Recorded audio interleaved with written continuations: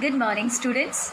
Today in geography, we are going to learn lesson number 5, natural vegetation and wildlife. In this video, we are going to learn about natural vegetation, factors affecting flora and fauna, importance of forest, and change in nature of vegetation in India. Let's begin. First, we will start with natural vegetation. Okay. Now, what is natural vegetation? It is a plant community which has grown naturally without human aid. So, it is very clear, students. Natural vegetation is a plant community which has grown on its own, that is naturally, without any human help. I hope it is clear. The natural vegetation which is left undisturbed over a long period of time is called virgin vegetation. Now, what is virgin vegetation? It is the natural vegetation which is left undisturbed over a long period of time. Okay. Cultivated crops, fruits, orchards form part of vegetation but not natural vegetation.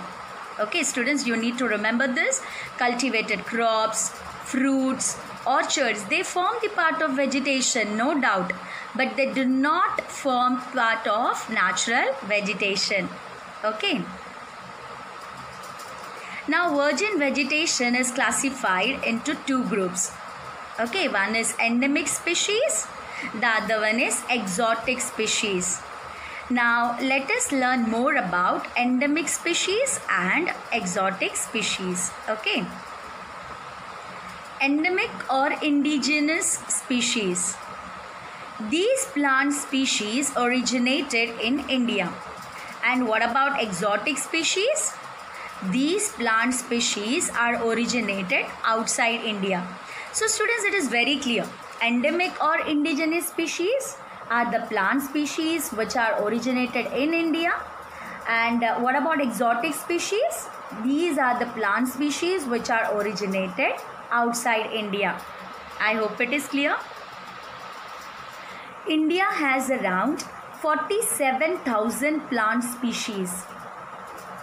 Due to this varied plant diversity, it occupies 10th place in the world and 4th in Asia continent. India has around 15,000 flowering plants, which account for 6% of the world's total number of the flowering plants. India also has many non-flowering plants, for example, ferns, algae, and fungi. So, students, if I ask you to name the plant species, so maybe you can name 50, 60 or 70. Just imagine our country India has around 47,000 plant species. And due to this varied plant diversity, it occupies 10th place in the world and 4th in Asia continent. And what about flowering plants? India has around 15,000 flowering plants, which account for 6% of the world's total number of the flowering plants. India not only has flowering plants but also non-flowering plants. Example, ferns, algae, and fungi. Here in this image, you can see flowering plants. And in this image, you can see the non-flowering plants. I hope it is clear. Now, let us talk about the factors responsible for the huge diversity in flora and fauna kingdom. Okay. Relief. Now, what do you mean by relief? Relief means topography, that is landforms, right? So, we will be learning about the components of relief, that is land and soil, which are responsible for the huge diversity in flora and fauna kingdom. We'll be also studying about the climate and the elements of climate, that is temperature, photoperiod, and precipitation, which are also responsible for the huge diversity in flora and fauna kingdom. Let's begin. We'll start with land. land affects natural vegetation directly and indirectly. The fertile level is generally devoted to agriculture. Now you all know that agriculture takes place only in fertile land, isn't it? The undulating, that is uneven topography, and rough terrains are areas where grasslands and woodlands develop and give shelter to a variety of wildlife. Now in uneven topography or in rough terrains, agriculture is not at all possible. Okay, so the undulating and rough terrains are the areas where grasslands and woodlands develop and they give shelter to a variety of wildlife. I hope it is clear, students. Now let us talk about soil. Different types of soils provide a basis for different types of vegetation. We have different types of soils, right? Black soil, alluvial soil, sandy soil, red soil, laterite soil, etc. And these different types of soils provide a basis for different types of vegetation. For example, cotton grows well in black soil. The sandy soils of the desert support cactus and thorny bushes, while wet, marshy, deltaic soils support mangroves and deltaic vegetation. The hill slopes with some depth of soil have conical trees. So, different types of soils provide a basis for different types of vegetation. Now, let us talk about temperature. The character and extent of vegetation are mainly determined by temperature, along with humidity in the air. Humidity means the amount of water vapor present in the air. Precipitation, that is rainfall, and soil. On the slopes of the Himalayas and the hills of the peninsula. Now the hills of the peninsula are the Aravalis, Vindhyas, Satpuras, Eastern and Western Ghats. Okay. So on the slopes of the Himalayas and the hills of the peninsula, above the height of 915 meters, the fall in the temperature affects the vegetation and its growth. And it also changes it from tropical to subtropical, temperate and alpine vegetation. So it is very clear, students, the fall in the temperature, which means when the temperature is low, okay, it affects the vegetation and its growth, and it changes it from tropical to subtropical, temperate and alpine vegetation. I hope it is clear, students. Now here in this table, you can see the temperature characteristics of the vegetation zones. Under vegetation zones, we have tropical vegetation zones, subtropical, temperate and alpine vegetation zones. We will be studying about the mean annual average temperature as well as the mean temperature in January of all these vegetation zones. Okay. So first we will start with tropical.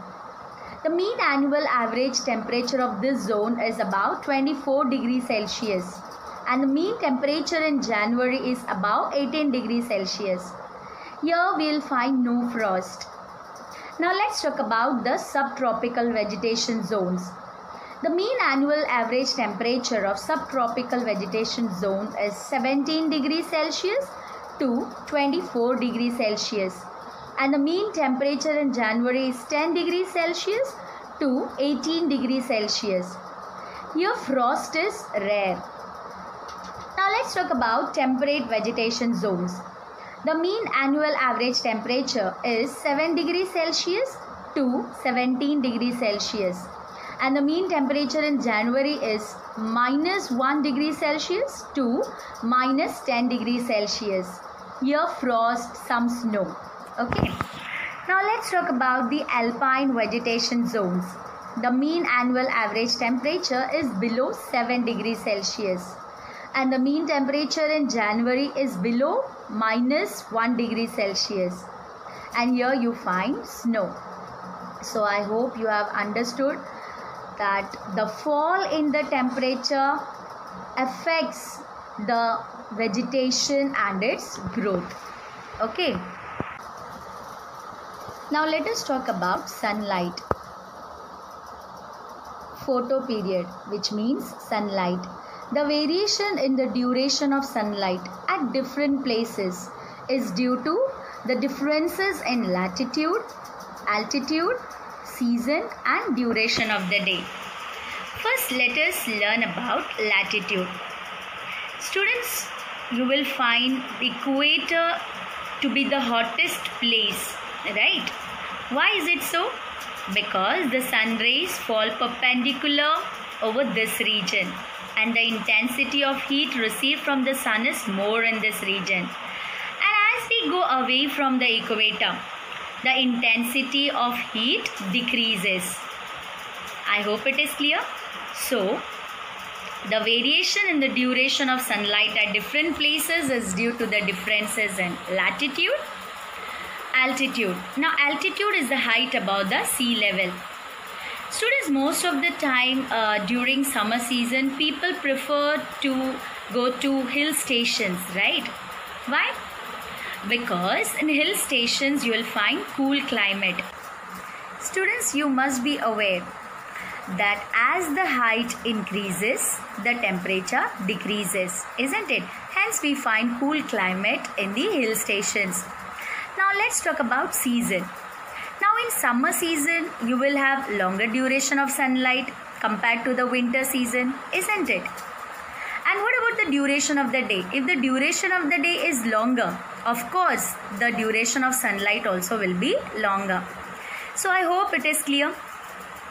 Due to the longer duration of sunlight, trees grow faster in summer.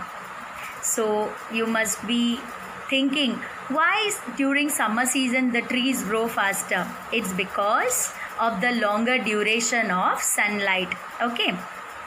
The southern slopes of the Himalayas are covered with thick vegetation than the northern slopes. Students, why is it so? Because the southern slopes of Himalayas get more amount of sunlight compared to the northern slopes of Himalayas. Okay, once again, the southern slopes of the Himalayas are covered with thick vegetation than the northern slopes due to more availability of sunlight. Okay. Now let us talk about precipitation. Areas of heavy rainfall have more dense vegetation as compared to areas of less rainfall. Isn't it, students? The areas where we have heavy rainfall, there you find dense vegetation, and the areas where you have scanty rainfall like Rajasthan, there you find less vegetation. Now one more example is given. The southwest monsoon rains on the western slopes, that is windward side of the Western Ghats, causes heavy growth of tropical evergreen forest. And on the other hand, the eastern slopes, that is the leeward side, do not have any such forest. Students, here in this image, you can see the western slope, that is the windward side of the Western Ghats, as well as the eastern slope of Western Ghats, that is the leeward side. Now, you will find thick evergreen forest towards the western slopes of Western Ghats as it receives more rainfall compared to that of the eastern slopes. So, you must be thorough with this concept. Okay. Now, if I ask you why there is thick evergreen forest towards the western slope of Western Ghats, you should be able to answer. Yes, because you have more rainfall towards the western slope compared to the eastern slope of Western Ghats. Now let us talk about the importance of forest. Now you all must be aware about the importance of forest, isn't it? Let us discuss. Forests play a major role in enhancing the quality of environment. Forests modify local climate, reduce soil erosion, regulate stream flow, provide raw material for the industries, and livelihood for many communities. So forests modify local climate, soil erosion is reduced, right? They regulate stream flow, and most of the industries are dependent on forest for their raw materials. And you all must be knowing that most of the Adivasis, okay, the tribal people, those who live in forest, for them the main source of livelihood is forest, isn't it? They collect wood, they collect honey, okay, they also collect fruits and all, and they sell it in the local market. So forests provide livelihood for many communities. They also offer panoramic or scenic view for recreation. The wind force is controlled, temperature is controlled.